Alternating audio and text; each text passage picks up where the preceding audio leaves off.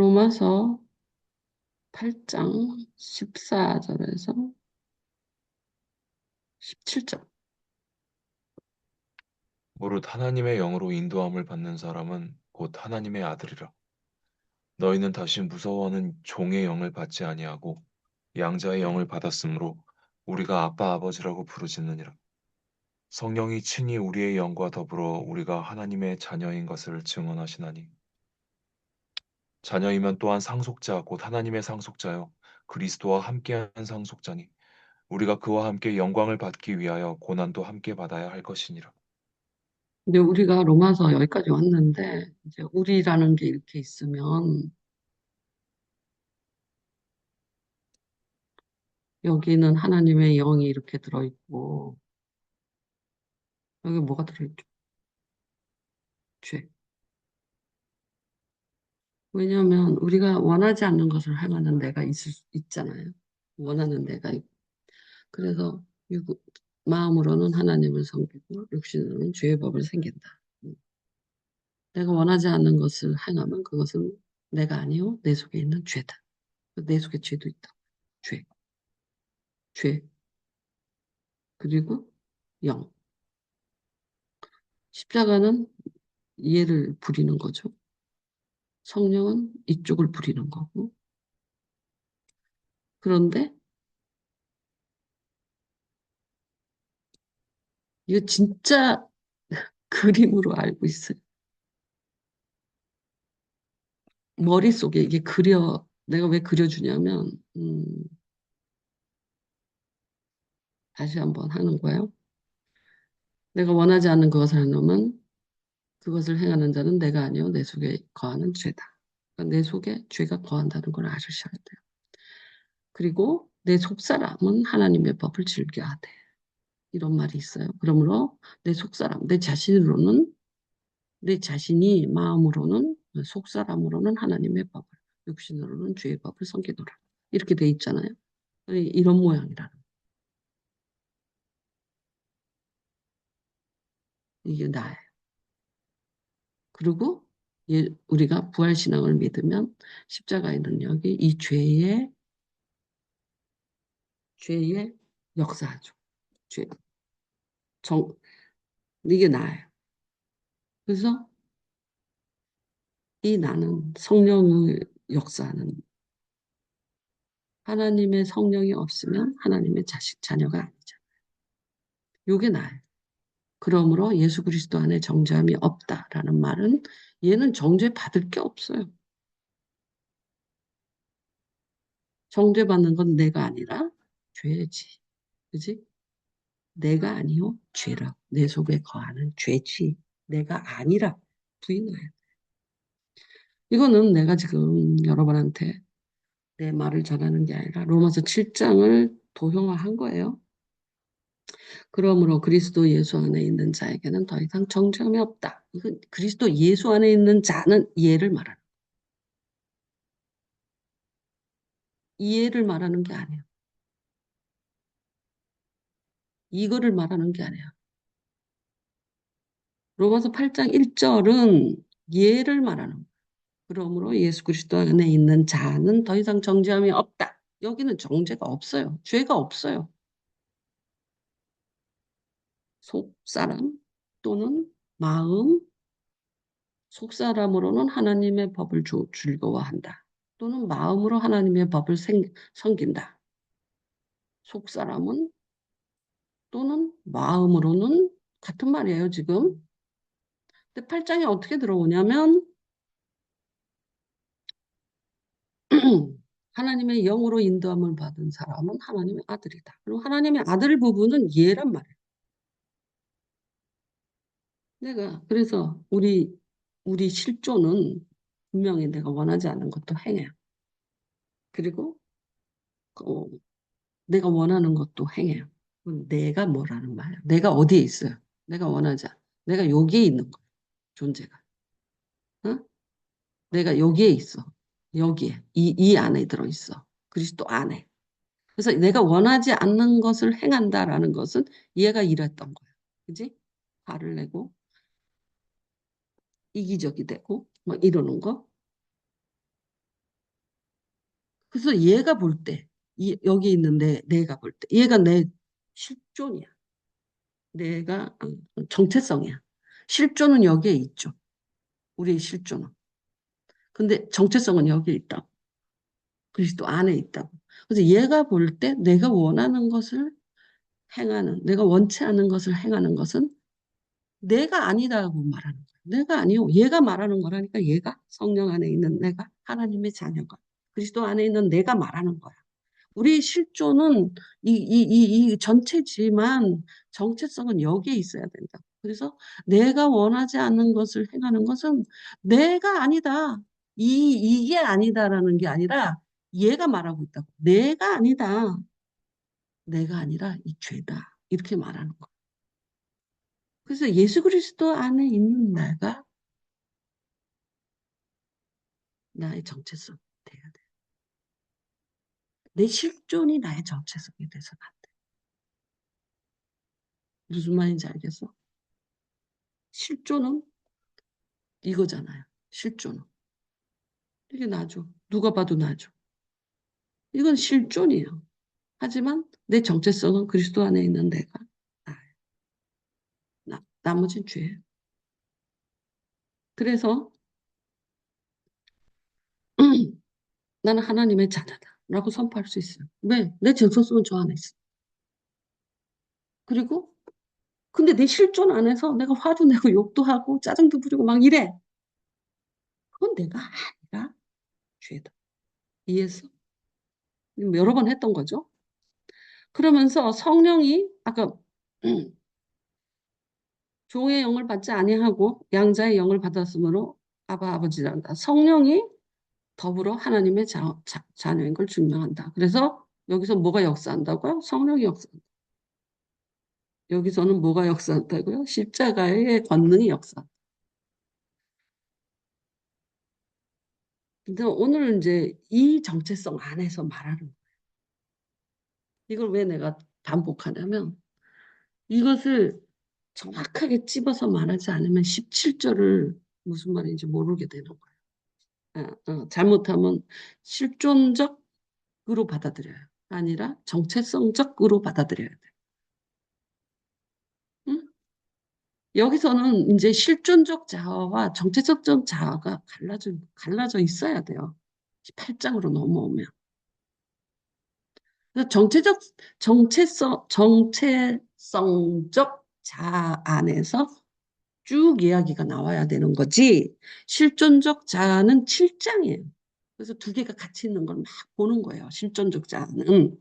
근데 8장은 정체성적 자아예요. 그리스도 안에 있는 나라는 정체성적 자로서 이야기를 하는 거예요. 7장은 실존적 자아 안에서 그 두 가지 현상을 보고 있는 거고요.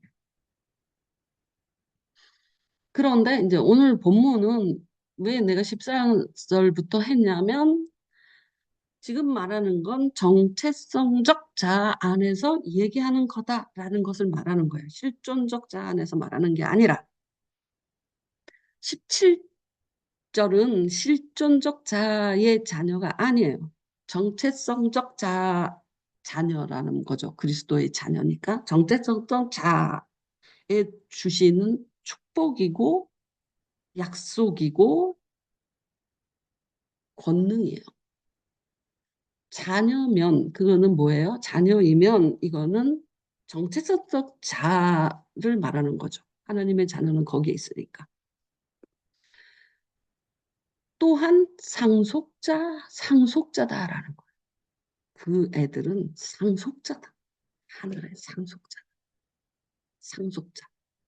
그런데 그리스도와 함께한 상속자다. 무슨 뜻이냐? 공동 상속자. 그리스도와 함께한 상속자. 예수와 공동 상속자라는 것을 오늘 말하고 싶은 거예요. 얘는 아이씨 노란색으로 또 해야 돼. 얘는 상속자예요. 그것도 그냥 여러분이 우리가 천국에 간다. 구원받았다. 그 차원이 아니에요. 우리는 하나님 백성이다. 그러면 마치 이 세상의 백성이었던 사람이 하나님의 백성이니까 좋은 어, 왕 밑에서 사니까 참 평화롭고 행복한 백성이구나. 이런 생각을 하잖아요. 그런 분위기가 나올 수 있잖아요. 백성이다. 하나님의 백성이다. 또는 천국으로 구원받았다. 그런 것은 하나님은 나의 왕이시고 나는 그 나라의 백성이다. 그래서 음, 좋은 아주 인자한 풍요한 그런 왕을 모시고 사니 그 백성은 평안할 것이다. 이런 느낌이잖아요. 그것이 구원인 줄 아는데 틀렸어요. 그 구약은 백성이란 단어 되게 많이 써요. 이스라엘 백성. 근데 신약은 백성이란 단어 안 씁니다. 자녀라는 단어를 씁니다. 백성과 자녀의 차이가 뭘까요? 백성에게는 상속권이 없어요. 그죠? 왕한테만 상속권이 있지. 근데 자녀는 어때요? 상속권이 있어. 우리가 천국에 구원받는다. 천국 백성이 된다. 그 뜻은요, 상속권이 있는 백성. 그래서 백성이란 단어에는 상속권이 없잖아요. 왕만 상속권을 가져서 왕이 대대로 그 나라를 지배하는 상속권을 갖잖아요. 백성이 무슨 상속권이 있어요? 그래서 신약에서는 백성이라는 단어를 안 써요. 이스라엘 백성은 안 써요. 근데 나라라는 말을 쓰면 우리 느낌이 어때요? 나라라는 개념. 천국, 하나님 나라 이러면 왕이 있고 백성이 있어요. 그래서 너희는 천국에 너희는 하나님 백성이다라는 말이 너는 왕 같은 제사장이요, 뭐 권속이요, 뭐 백성이요, 뭐 이런 말이 나오기도 해요. 하지만 백성이 갖고 있는 약점이 있는 거예요. 백성이란 단어가. 구약은 음, 이스라엘 백성으로 공동체를 설명을 했어요. 천국 공동체를 이스라엘 백성으로 근데 신약은 자녀라는 말을 하나님의 자녀들 이렇게 말로 그 천국 공동체를 설명을 해요. 그 차이가 뭘 것 같아요? 이스라엘 백성, 하나님 나라의 백성과 하나님의 자녀의 차이는 상속권의 문제예요. 개념이. 자녀에게는 상속권이 있죠. 백성에게는 상속권이 없어요. 왕한테만 있는 거죠.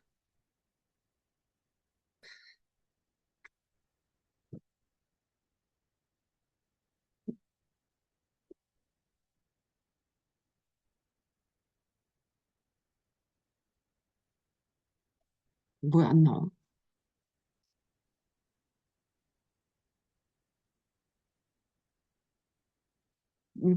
소유된 백성이 이렇게 들어있잖아요. 여기에 너희는 택하신 족속이요 왕 같은 제사장이요 거룩한 나라요 소유된 백성이요 이렇게 돼 있잖아요. 근데 음, 이 백성이라는 개념이 뭘 약화시키냐면 상속권을 약화시키거든. 그래서 구약에서는 백성이라는 말, 이스라엘 백성이라는 말이 그 하나님의 그 선택한 공동체로서 하나님의 백성이라는 단어를 써요. 근데 신약에서는 베드로전서에서 소유된 백성이니 뭐 이런 식으로 백성 이야기가 나오긴 해도 대부분은 자녀라는 말을 써요. 무엇 때문에 그러냐? 백성도 맞지만 백성에는 잘못 오해하면 상속권이 없는 것처럼 나온다. 그래서 자녀라는 말을 쓰는 거예요. 왜? 자녀는 상속권이 있는 거예요. 그런데 왜 그리스도와 함께 한 상속권이냐? 이 그리스도와 공동상속권이라는 것을 믿을 때에 비로소 고난도 함께 받을 수 있거든요. 이 능력이 있어요. 예수가 공동상속권, 함께한 상속권. 이 말은 음, 공동상속권이라. 자녀들이 부모의 재산을 공동상속하죠. n분의 1로. 뭐 장자는 옛날에는 n분의 1 아니었어. 요새도 그러냐? 어쨌든 공동상속권이잖아요. 옛날에는 아들, 딸, 부인이 50, 아들끼리는 2대1, 장자가 2, 나머지 1, 딸은 0.5, 뭐 이렇게 알고 있었는데 요새 바뀌었을 거예요. 딸도 1일 거예요. 아들하고 상관없이. 근데 장자권이 좀 맞나? 이거 그렇지 않을 것 같은데. n분의 1로 아는데. 부인만 50, 그 다음에 11111인 걸로 아는데 확실치는 않아요. 근데 옛날에는 부인이 50, 아들이 큰아들이 둘, 아들이 하나, 음, 뭐야, 딸은 0.5 아니야. 이렇게 차등이 있었거든요. 근데 공동상속, 공동 그래도 그 자녀들은 다 공동상속인이잖아요. 같이 다 권리가 있어요. 그 예수가 이 우리보다 2배인지는 2대1인지는 인간 사회의 법칙이잖아. 장자잖아, 예수가. 처절매. 응? 그리고 우리 동생들이라고 다 형제니까. 그럼에도 불구하고 지금은 111인지는 모르지만 어쨌든 공동상속자. 그러니까 우리가 구원받았다라는 차원이 아니라 상속자라는 개념이 강화돼. 예수 그리스도와 함께 상속자. 완전히 새로운 개념이죠. 상속하는 권리가 있어요. 여러분이 율법도 법이잖아요. 상속도 법이거든요. 율법의 상속법이 굉장히 자세히 나와 있죠. 법이라고요. 상속이. 상속법이. 저 모세오경에 상속법이 나와 있잖아요. 딸들에게 상속을 해줬어요, 안 해줬어요? 아들이 없이 죽은 남자에게, 아니, 아들이 없이 죽은 아버지가 딸 만났어. 상속했어요, 안 했어요? 모세율법 안에 여자들한테 상속이 됩니다. 그때,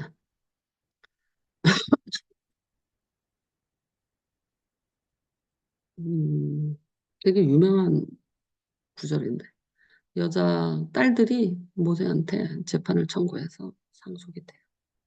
세상에서는 상속이 됐을까요, 안 됐을까요? 이스라엘, 유대에서 안 됐어요. 율법에서는 됐어요. 율법에서 됐다고. 희년, 율법에 있잖아요. 그쵸? 안식년이 있죠. 그게 세상에서 이루어졌어요? 안 이루어졌죠. 똑같아요.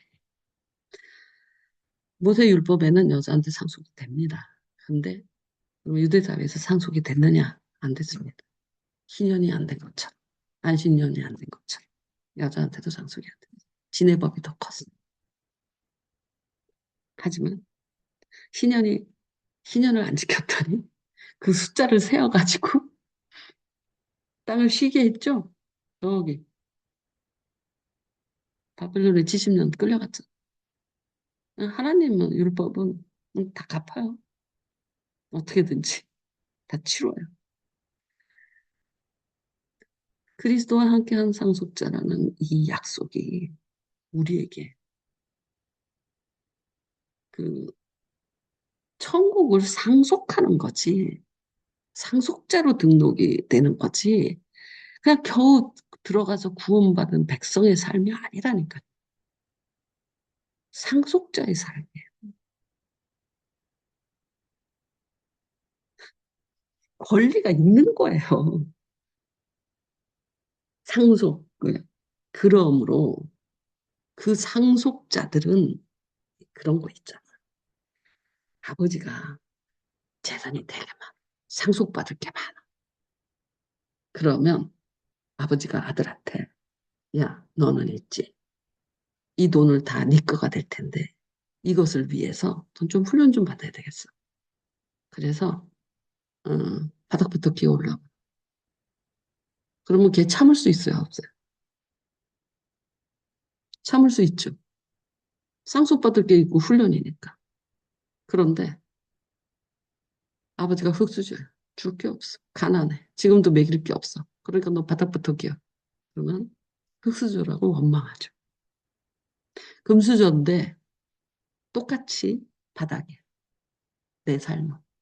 아버지는 금수저야. 근데 아버지가 뭐라고 말하냐면 이 재산을 상속받기 위하려면 너는 훈련받고 경험해야 돼. 그러니까 바닥으로 내려가. 말단 싸움부터 경험해서 올라가 봐. 이렇게 말해.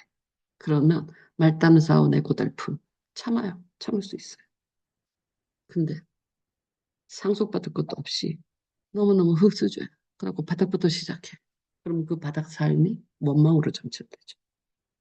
이게 상속의 힘.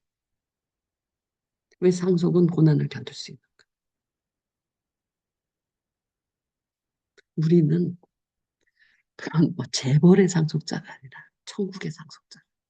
그것을 상속받기 위해서 고난도 함께 받을 수 있는 거. 고난을 이겨낼 수 있는, 고난을 이기는 것이 어떤 내적 힘이 완성돼야지 즐겁게 고난을 이길 수 있잖아요. 내적. 그러니까 재벌의 아들은 내가 상속받을 게 분명하잖아. 그러니까 고난을 이길 수 있어. 그게 내적 힘이야. 고난을 무조건 참아라, 인내하라 라고 하잖아. 그러니까 어느 만큼 하다가 터지는 거. 인내도 마찬가지. 나는 인내는 참는 게 아니다. 기다리는 거다. 인내는 기다림을 의미하는 거지. 참는 걸 의미하는 게 아니야. 기다린다는 것은 약속을, 내가 그러지. 산골 마을에 버스가 다니는 마을이야. 버스가 저쪽에서 좀 뭐 문제가 생겨서 좀 늦게 오더라도 기다리면 버스가 와. 그러면 기다릴 수 있죠. 근데 하이제킹을 해야 돼. 그럼 기다릴 수 있어요. 차가 산골만이라니까 차가 언제 지나갈지 몰라. 그럼 못 기다리죠. 걸어가면서 만나면 몰라도. 응? 근데 버스가 꼭 온다 그러면 기다릴 수 있죠. 그게 내적 힘이거든요. 인내 어떻게 할 수 있느냐. 어떻게 기다릴 수 있느냐. 어떻게 참고 기다릴 수 있느냐. 춥단 말이야 지금. 근데 어떻게 참고 기다릴 수 있느냐. 꼭 오니까. 그러니까 기다리지. 근데 올지 안 올지 몰라. 그러면 기다릴 수 있어요? 인내할 수 있어요? 왜 인내도 그래서 인내가 참는다라는 느낌만 갖는 게 아니라 기다린다라는 이미지를 진짜 가지셔야 돼요. 올 때까지 기다린다. 예를 들어서 예수 그리스도의 재림까지 인내하라. 이러면 기다리라는 뜻이지. 기다리는 사람은 참을 수 있다니까 추워. 참을 수 있어. 바람이 많이 불어. 참을 수 있어. 기다리기. 그래서 기다림 안에 참는 게 들어오는 거지. 참고 기다리는 게 인내라. 참기만 하는 게 인내가 아니라. 그래서 인내는 기다림이라는 의미로 받아들여야 된다고. 똑같이 그 내적 힘이 그 약속을 기다린다. 약속이 있으면 기다릴 수 있어요. 무슨 내가 재홍이하고 만나기로 약속을 했어. 그런데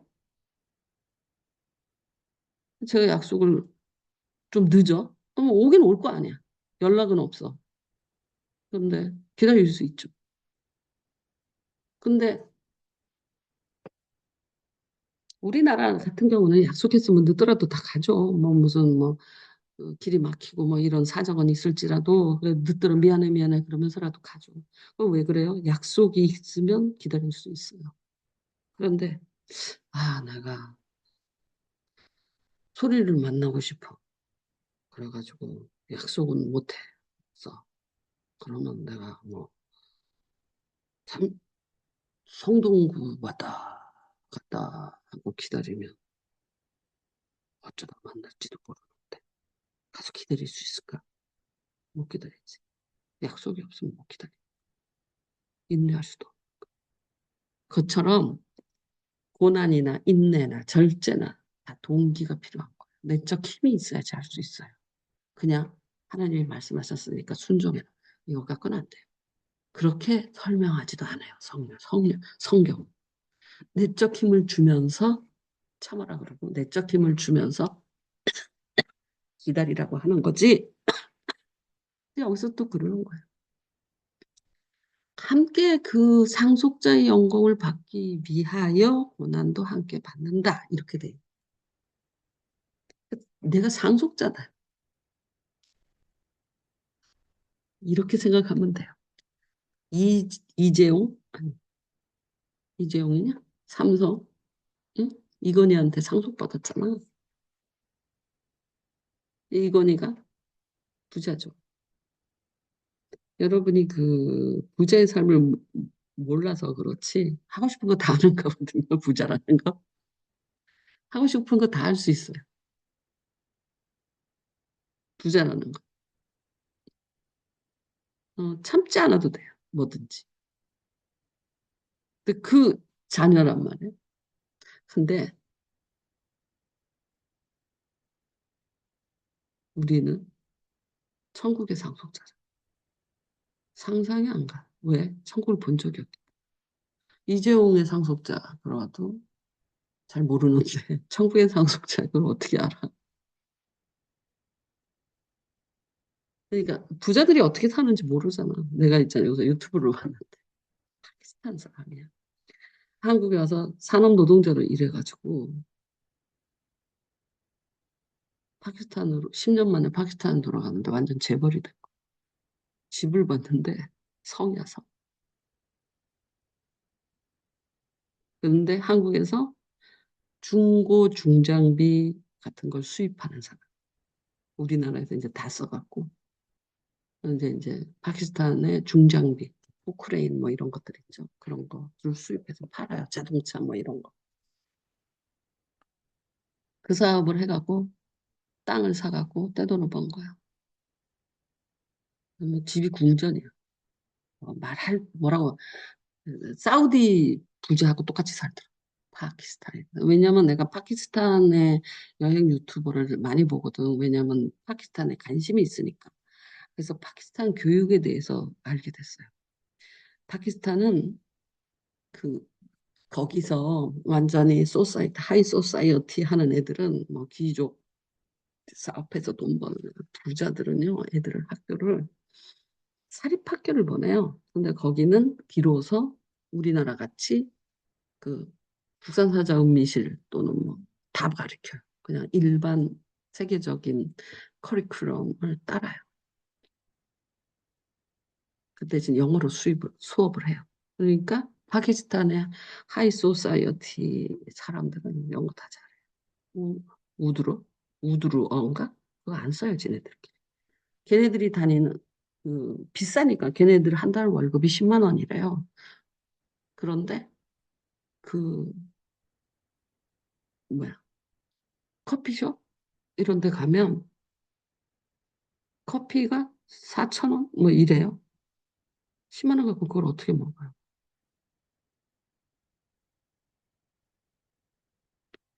매일같이 한 커피, 1인 1커피 하잖아요. 그러면 12만 원이니까. 지네 월급보다 많아요. 1인 1커피. 그러니까 걔네들은 그런 데 들어오지도 못해요. 진짜 뭐 짜나 걔네들 왜 그 밀크티 그런 거랑 먹지. 그 걔네들이 다니는 그 걔네들 사회를 이제 유튜버가 찍었는데 뭐 말할 수 없어요. 그냥 사우디 부자들하고 똑같아요. 자기네들은 그런 영어의 그 사립 학교를 다닌대. 그러니까 걔네들은 국산사자 음미시를 다 배워. 그럼 일반 사람들은 국립학교를 다녔잖아. 그럼 거긴 뭘 가르치냐? 그랬더니 코란밖에 안 가르쳐. 그러니까 그 무식한 애들이 코란 갖고 총 드는 거야. 글자를 코란으로 배우고. 그러니까 국어를 가르치는 게 아니라니까. 산수를 가르치는 게 아니야. 자연, 미술을, 자연, 사회, 국산사자 음미실이잖아. 우리 초등학교 예를 들면.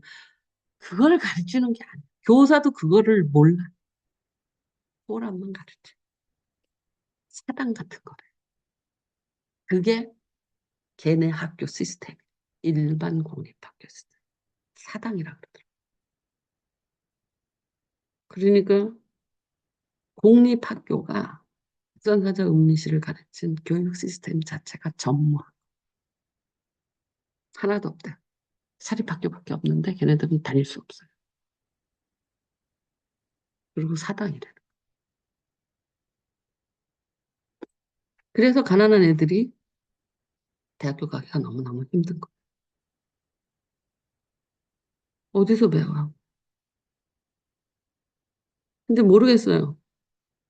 뭐 좀 싼 공립학교는 일단 사당이래요. 근데 뭐 사립학교긴 하지만 또 사립학교도 클래스가 있을 거 아니야. 그렇지 않아? 사립학교도? 사립학교도 다 똑같겠어? 맞아. 하이 클래스도 있고 좀 싼 데도 있고. 그래서 뭐 일반 그런 교육을 가르치는데 또 싼, 되게 싼 사립학교도 있을 수는 있죠. 근데 이제 공립학교는 공짜니까 걔네들은 거의 산업이 망했으니까 그 대부분 가난한 사람은 그 공짜 학교를 다니니까 학교도 안 다니고 노동시키는 사람도 많으니까 애기들을. 그러니까는 사당이라도 다니면 그나마 낫고 조금 더 나으면 이제 좀 싼 사립학교 다니고 잘 살면 그 외국 사람들이 가르치는 교사인 그런 국제학교 다니는 거죠. 근데 이제 대부분은 사당이라는 거야. 그럼 사당에서 뭘 가르치냐? 그 글자를 배워야 되잖아요. 아랍어.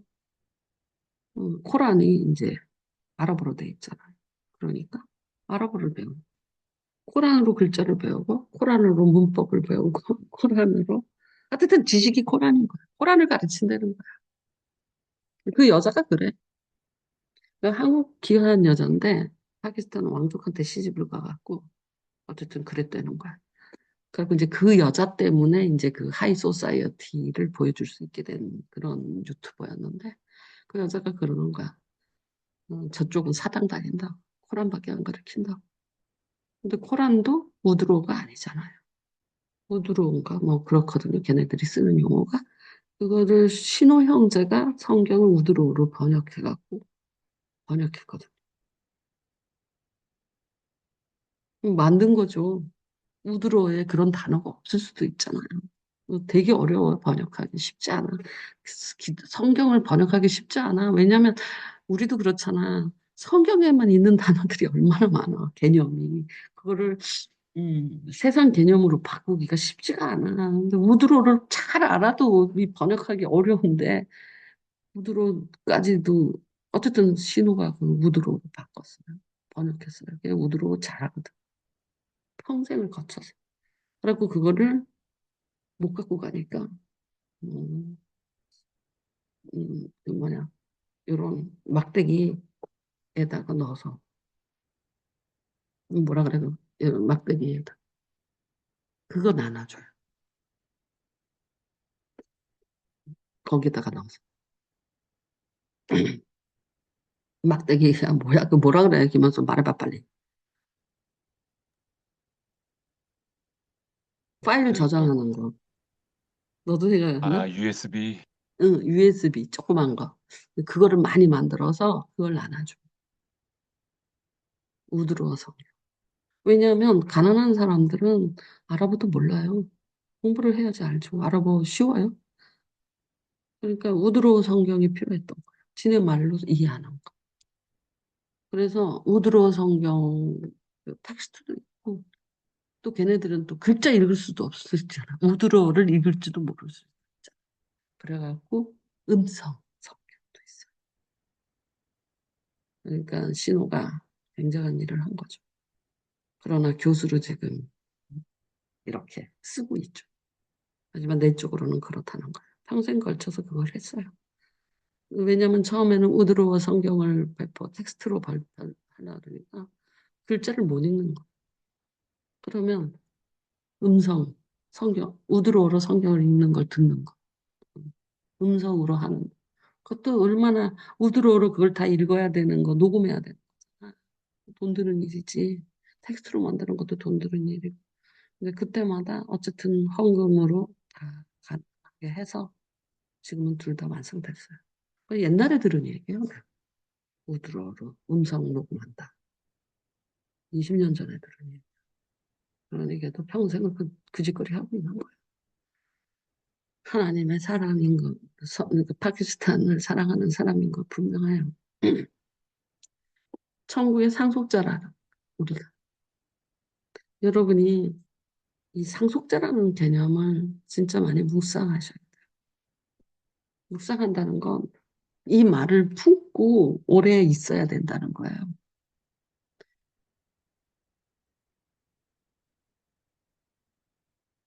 관상한다는 것도 그냥 거기에 머무는 거거든요. 그렇지 않으면 저 상속자라는 그 기쁨이 금방 사라져요. 안개처럼. 내가 천국의 상속자다. 이걸 오래 묵상하고 이 말씀, 17절 말씀을 오래 갖고 있어요.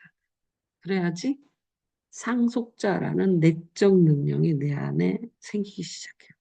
이렇게 한번 듣고 나잖아요. 상속자란 개념이 완벽히 내 안에 내적 힘으로 자리 잡지 않습니다. 아까 그랬죠. 이제 이건희의 상속자인 이재용이야? 이재용이 고생할 수 있었다. 왜? 상속자 참을 수 있어. 기다릴 수 있어. 고생할 수 있어. 그 내적 힘이 상속자라는 데서 남았어. 그러나 흙수저가 고생하는 건 원망과 불평과 마음밖에 없어요. 왜? 약속이 없잖아. 그래서 이 상속자라는 개념은 우리가 고난을 함께 할 수 있는 넉넉한 힘이 되는 거예요. 내적 힘. 그래서 상속자를 내재화시켜야 되는데 우리가 예를 들어서 부활신앙 같은 건 되게 많이 내재화돼 있잖아요. 십자가도 되게 많이 내재화돼 있죠. 왜? 오래 묵상했잖아요. 사랑이라는 것도 되게 내재화돼 있죠. 섬겨야 된다, 겸손해야 된다, 꽤나 내재화돼 있어요. 감사해야 된다, 내재화돼 있어요. 기도해야 된다, 내재화돼 있어요. 근데 상속자라는 건 내재화돼 있나요? 천국의 상속자. 감이 안 잡히지. 말은 알겠는데 우리가 십자가가 내재화돼 있다고 말하면 십자가에 대해서 얘기해 보세요. 그러면 한 시간도 얘기할 수 있어요. 왜냐하면 여러 각도로 십자가를 묵상을 하고 그게 내재화돼 있기 때문에 십자가에 대한 어떤 상황에도 대응할 수 있는 그 십자가의 영성이 형성돼서 내재화가 되어 있어요. 십자가가. 부활도 마찬가지고, 사랑도 마찬가지고, 감사도 말이요. 내재화가 됐다면, 기쁠 때도 감사할 수 있지만, 슬플 때도 감사할 수 있고요. 그 내재화가 되면, 여러 상황의 것에서 내재화가 됐다면, 굉장히 다양한 영성의 감사 콘텍스트에서 감사할 수 있는 힘이 내재화가 되는 거잖아요. 십자가는 굉장히 많이 분파돼 있을 거예요. 용 잘못했을 때도 십자가고, 뭐 하나님을 사랑할 때도 십자가고, 은혜를 생각할 때도 십자가고, 뭐 여러 모양으로 또 하나님과 나와 화목을 말할 때도 십자가고, 뭐 여러 모양으로 여러 길목에서 십자가를 여러 콘텍스트에서 십자가를 묵상하기 때문에 십자가의 내재화는 굉장히 다양한 것으로 뿜어낼 수 있어요. 그거를 묵상을 많이 하면 그렇게 돼요. 그래서 여러분은 십자가에 대해서 얘기해봐. 그러면 여러 콘텍스트 안에서 이 얘기를 한 시간에도 할 수 있을 거예요. 그런데 상속자에 대해서 얘기해봐. 그러면 말이 안 나오죠. 그냥 상속자 이래요. 우는 묵상이 없다는 소리. 근데 내가 됐지. 상속자는 굉장히 십자가보다도 더 큰 힘이 있는 내재화야.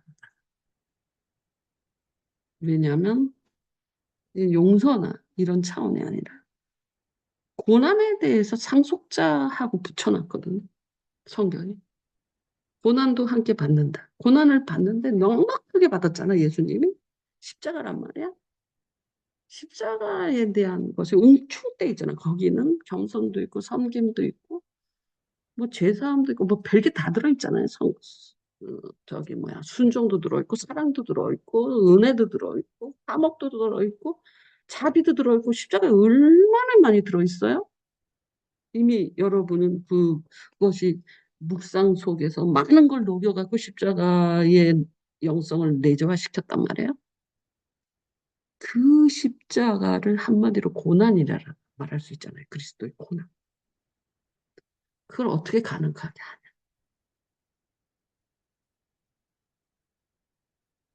상속자라는 내적 힘으로 그걸 가능하게. 십자가 너의 생명을 미워해라. 하나님의 미랄이 땅에 떨어지지 않아. 네 생명을 사랑하는 자는 잃을 것이고 네 생명을 미워하는 자는 영생하리라. 오늘 기도문이었어요. 어떻게 생명을 미워할 수 있어요? 살아있는 사람이. 어떻게 기꺼이 그런 내적 힘이 어디서 나올까요? 상속자 안에서 나옵니다. 세상의 모든 고난은 이 상속자라는 내적 우리가 모든 어떤 많은 십자가의 능력에 대해서 알고 있죠. 십자가를 생각하면 겸손해질 수 있죠. 십자가를 생각하면 화목해질 수 있죠. 용서할 수 있죠. 자비로울 수 있죠. 뭐 등등등이 확 십자가의 내적 힘에서 나오잖아요. 응? 세상을 평화로 이끌 수 있죠. 더불어 같이 사는 힘이 나오죠. 십자가를 생각하면. 십자가를 많이 묵상해서 십자가의 다양한 영성으로 내재화가 되면 그 십자가의 능력이 바깥으로 나올 때 많은 문제를 해결해요. 십자가. 그런데 그 십자가는 어떻게 내재화시키느냐는 거예요. 십자가 묵상을 통해서 내재화가 됐지만 왜 우리가 두 개가 싸울 때가 있잖아요. 나를 모욕하는 사람한테 화를 안 낼 수가 있나요? 근데 십자가는 분명히 우리가 섬기는 건 하는데 봐요. 십자가를 생각해서 용서할 수도 있고요. 십자가를 생각해서 섬길 수도 있고요. 십자가를 생각해서 자비로울 수도 있고요. 사랑한다고 말할 수 있어요. 근데 실제 상황에서 말은 이렇게 하는데 네 뺨을 때리고 너를 모욕하는 사람을 용서할 수 있겠냐고 물으면 안 하죠. 실제로. 응? 너를 희롱하고 약 올리고 너를 조종하고 끌고 다니고 홍포를 입혔다 베꼈다 막 이래봐요. 그러면 용서할 수 있고 뭐 어쩌고저쩌고 말로는 그 십자가의 영성이라고 하지만 실제 상황에서 여러분이 진짜로 받아들일 수 있어요? 그럼요. 만약에 장로가 나한테 그 짓거리를 한다면 목사가 그런 짓거리를 나한테 한다면 불합리하고 불의하다고 화낼 거예요. 내가 김춘영 목사한테 불의하다고 컴플레인 하는 것처럼. 근데 우리는 각각 십자가의 삶을 산다고 많은 묵상을 해서 십자가의 영성으로 말로는 해결을 다 하는데 실제 상황에서는 열받는 거예요. 실제 힘이 안 돼요. 십자가 영성이. 말로 될 뿐이지. 그러면 내재화된 십자가의 많은 영성이 어떻게 힘을 발하냐. 그럼 그 안에 또 내재가 돼야 되는 것이 상속자. 영성.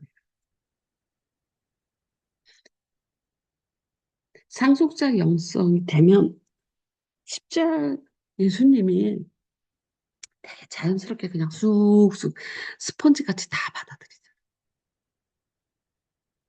우리는 못 받아들인다는 거 인정하셔야 돼. 쭉 빨아들여야 되는데 못 받아들여요. 뭘로 못 받아들이냐면 정의, 공의, 뭐 합리, 불, 불법 뭐 이런 말을 던지면서 못 받아들여. 아니 십자가는 불법을 받아들인 거거든. 유다가 불법 아니에요? 대제사장이 불법. 다 불법들이에요. 다 빌라도도 불법이에요. 빌라도는 그 예수가 죄가 없는지 분명히 아는데 정치적 이유로 넘긴 거잖아요.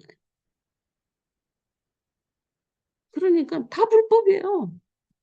근데 예수 받아들였잖아. 어떻게 받아들여? 스펀지같이 받아들이는 거야. 받아들여지진 않지만 이게 아멘입니다가 아니야. 그냥 쭉쭉 빨리듯이 받아들이는 거야. 묻던 내적 힘이 그렇게 쭉쭉 빨릴까? 상속자가 고난을 받게 만든. 근데 내가 왜 이 상속자라는 것을 여러분이 진짜 내재화하고 굉장히 다양한 음, 묵상의 시간을 오래 가지면 여러분 굉장히 능력 있게 될 것이다. 내적 힘이 굉장히 강해질 것이다라고 말하냐면 고난을 받는데 이 상속자라는 영성을 붙여놨다는 거예요, 성경. 로마서 8장에서. 고난이 분명히 있다는 거야. 제일 난제거든. 인생에 있어서 고난이. 그렇지 않아? 근데 로마서 8장은 한마디 한마디가 주옥 같은 거야. 진주가 그냥 주르륵 달리는 거야. 그것도 진짜 한 절 한 절이 주옥 같은 거야. 7장 로마서 8장은 루브르 박물관하고도 안 바꾼다잖아. 그 정도로 주옥 같은 말이야. 한 절 한 절. 한 절 한 절, 한마디 한마디가 다 영성화돼. 내재화돼요. 그런데 상속자가 내재화되냐? 왜냐하면 이 주옥 같은 데에서 아주 그 거의 이 봉우리들만 쫙 갖다 놨거든. 정답의 봉우리들. 다른 다른 복음서들은 다른 성경은 그냥 그 봉우리가 아니에요. 너덜너덜하고 그냥 짝씨도 되게 많거든. 근데 어떻게 고난이라는 한 단어로 인생의 난제를 확 싸짓고 상속자고 딱 부딪혀놨냐. 이게 봉우리 두 개가 딱 부딪힌 거지. 응? 고난이라는 난제는요. 모든 여기서 뭐라 그러냐면 이 썩어진 이 피조물의 탄식과 이어져요. 이 피조물이 고대하는 바는 이 하나님의 아들들이 나타난다라고 하는 게 하나님의 자녀가 나타나는 게 아니라 상속자들이 나타나는 거예요. 상속자들이. 그래서 상속 개념이 무지무지 여기서 갑자기 그 성령이 우리 영과 자녀인 것을 증언하나니 피조물이 고대하는 바는 하나님의 아들 이렇게 넘어갈 수 있잖아. 17절, 18절을 빼고 넘어가도 얘기가 돼요. 왜냐하면 하나님의 자녀인 것을 증언하나니 증언하는데 바로 피조물이 고대하는 하나님의 아들들 이렇게 넘어갈 수 있거든요. 근데 여기에 상속자 얘기가 쑥 들어오는 거예요. 상속자가 뜬금없어요. 한번 읽어보세요. 근데 저게 핵심이에요. 상속자가 꼭 들어가야만 했기 때문에 는 거예요. 왜냐하면 피조물이 고대하고 허무한테 탄식하는 것, 또 피조물은 뭐예요? 인간은 빼고 피조물인가요? 아니죠. 나까지 합쳐서 피조물이에요. 거기서 탄식하는 이유는 고난 때문에. 난제라고. 모든 피조물의 난제가 고난이에요. 그 한마디로 표현했어요. 그것이 고난이 배고픔, 추위, 종류로 쭉 많이 나는 또는 죄악, 욕망, 욕심, 본능, 막 많이 나눌 수 있지만 한마디로 고난이란 단어를 써. 봉우리라고. 그 전체를 고난이라는 단어로 대응시킨 게 상속자. 영성의 봉우리가 두 개가 딱 나타나면서 하나님의 아들들이 나타나길 바랍니다. 하나님의 아들은 뭐냐? 하나님의 아들들이 나타나기를 바랍니다. 이 하나님의 아들들은 누구야? 상속자들이 나타나길 바랍니다. 상속자의 영성이 내재된 사람들이 돼야 돼. 중요한 게 예수와 함께 공동 상속자, 예수님이 어떻게 십자가를 참을 수 있어요? 제가 하나님의 아들이에요. 그래서 참는 거예요. 사람은 못 참죠. 이재용하고 똑같은 거야. 자기가 부활할 것도 알고 하나님 나라를 상속받을 것도 알고 하나님 우편에 앉아서 원수를 발로 누를 것도 알기 때문에 십자가를 참을 수 있는 거야. 그 영화를 알기 때문에. 예수가 부활을 몰랐어요? 우리하고 완전히 다른 거야. 우리는 흙수저예요. 지금 상태가. 예수는 금수저예요. 예수같이 금수저가 이 세상에 어디 있어요? 예수는 다이아몬드 수저예요. 하나님의 아들이니까. 그런데 십자가를 참는다고요. 왜? 하나님의 아들이니까. 그런데 그건 무슨 하나님의 아들이라는 것이 가장 큰 쟁점이 뭐냐? 상속자냐 아니냐는 문제예요. 하나님 우편에 앉아서 원수를 발등상이 되도록 내가 왕노릇 하겠다라고 할 수 있는 게 상속자기 때문에 가능한 거거든요. 그런데 우리도 상속자, 함께 공동 상속자라는 거. 이것이 있으면 고난을 참을 수 있는 거. 그런 하나님의 아들들을 피조물이 고대하고 있다. 이 상속자를 그리스도와 공동 상속자인 하나님의 아들들이 나타나는 걸 나를 인간을 포함해서 온 피조물이 여기서 핵심은 공동 상속자라는 역사. 다른 말은 여러분 우리가 하나님의 영으로 인도함을 받고 이거 다 알죠. 하나님의 자녀인 거 증언한다. 다 알죠. 하나님의 아들들이 그 피조물이 허무하게 굴복하고 썩어짐의 종류를 다 알아요. 왜냐하면 현실이니까. 말할 수 없는 탄식이 성령이 나를 위해서 기도한다. 동의 못할 게 아니죠. 피조물이 탄식한다. 동의 못할 게 아니에요. 뭐 연구해야 알아요? 그건 연구할 필요도 없고 묵상할 필요도 없어요. 내 삶에 그득해요. 내 주위에 그득하고. 이 세상에 그득한데. 뭐 묵상을 따로 해요. 지금까지 그 소리를 계속 듣고 살았는 그 탄식 소리죠. 썩어짐의 종노릇하는 소리를. 따로 묵상 필요 없어요. 그런데 상속자 한 번이라도 생각해 봤어요? 그렇게 나는 나는 우리 엄마 아버지한테 상속받은 게 이론도 없거든. 변창호는 상속받았지. 근데 저 사람은 형제들한테 다 나눠줬어. 거의 예수의 어쨌든 상속받았지. 상속받아본 사람이 느끼는 느낌을 유재원 아버지한테 상속은 안 받았어도 그 집을 어야 여기서 살아라 덜커덕 하니까 결혼하기 전에 집 없어서 월세 살고 고생하는 사람들과 너를 비교할 때 네가 얼마나 뭐랄까, 자유로웠냐? 응? 안 그래? 왜 대답을 안 하고 날 쳐다봐? 그 아버지가 집 사라고 집 딱 얻어놓고 너 여기 들어가서 사라고 그러니까 고민이 없잖아. 근데 보통 돈이 없다면 너도 돈 하나도 없잖아, 네 돈. 그 정도의 사람이 집을 얻으려고 얼마나 고민하고 얼마나 애쓰고 얼마나 힘들고 그러겠어. 요새 청년들이 다 그렇잖아. 그 상속, 그것이 아버지의 상속이지. 꼭 돈을 받아서가 아니라. 그러니까 너가 얼마나 편해? 그런데 우리는 뭐 어떤 걸 상속을 받는다고? 천국을 상속을 받는다. 선생님 묵상 많이 하셨대.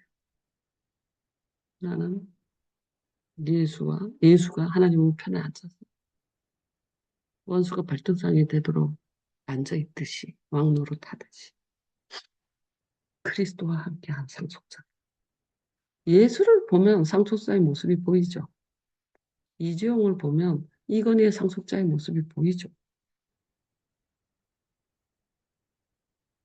근데 여러분이 세상에서 너 이건희와 같은 상속자야라고 하면 안 믿어지잖아요. 감도 없잖아요. 상속받는 게 뭔지. 어때, 김한설? 너 상속받아 본 적이 없으니까. 그지? 상속을 받는 게 얼마나 대단한 일인지 모르잖아. 근데 나는 우리 시아버지한테 이 집을 상속받았잖아. 이런 한 푼도 내 돈 안 들고 했거든. 근데 나는 30대부터 이런 집에 살았어. 내 친구들은 난 월급 받은 거 다 써도 집 살 때 돈을 모을 필요가 없었어. 근데 내 친구들은 집을 사야 돼. 그러니까 20평, 30평, 40평, 50평 이렇게 해서 집을 늘려가. 그러니까 돈을 쓸 수가 있어, 없어? 못 써. 저축해서 집을 늘려야 돼. 그러니까 그때 만나면 나는 월급 받은 거 다 쓰고 걔네 월급이나 우리 남편 월급은 똑같아요. 근데 상속이 없는 거예요. 나는 상속이 있고. 그러니까 나는 월급 다 써도 괜찮아요. 그러니까 나는 막 명품도 사입을 수 있어요. 근데 걔네들은 절대 못 사요. 왜? 집을 사야 돼. 상속받은 게 없으니까. 그래서 나는 상속받은 자유함을 알아요. 그것처럼 상속이 주는 친정한테는 상속을 못 받았지만 난 그렇다고 많이 상속받지는 않았어. 집을 한 채 받았을 뿐이야. 근데 집 한 채 받았다고 평생이 편안하단 말이야. 천국을 상속받으면 어떤 느낌일까? 상상도 안 하지. 그럼에도 불구하고 그리스도와 함께한 상속자라는 이 공동 상속자라는 이 말이 이제 처음 들어온 거야 나한테 올해. 나도 이거 묵상 내용이 많지 않아. 이제부터 시작할 거야. 너무 아름다운 거예요. 만져지지도 않고 상상도 안 돼요. 이제부터 시작하는 거니까. 응? 그리스도와 함께한 공동 상속자다. 이걸 키워나가야 되겠구나. 상속자구나 내가. 천국의 상속자. 근데 오늘은 이 상속자 인식을 한 자녀들, 상속자라는 그 내적, 내재, 상속이 내재화된 사람, 상속자라는 것이 내재화된 사람이 진짜 하나님의 아들. 하나님의 아들은 예수님은 천국을 상속받을 줄 알고 고난을 참을 수 있어요. 이 상속이 내재화돼 있지 않으면 못 참는다니까. 알았지? 뭔 말인지. 응? 아, 헌금해야 돼. 도망가려고 그랬다.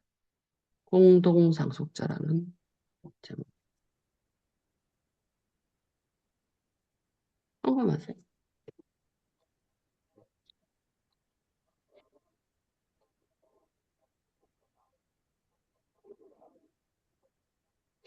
끝나면 빨리 도망가고 싶어.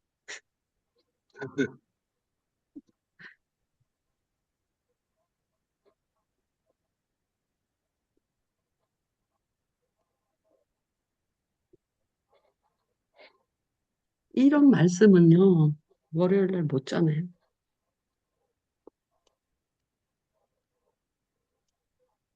그래서 새벽 기도할 때 조용히 이 상속자다. 나는 상속자다. 그거를 진짜 내재화시켜야 돼. 네. 강하게. 그럼 안녕.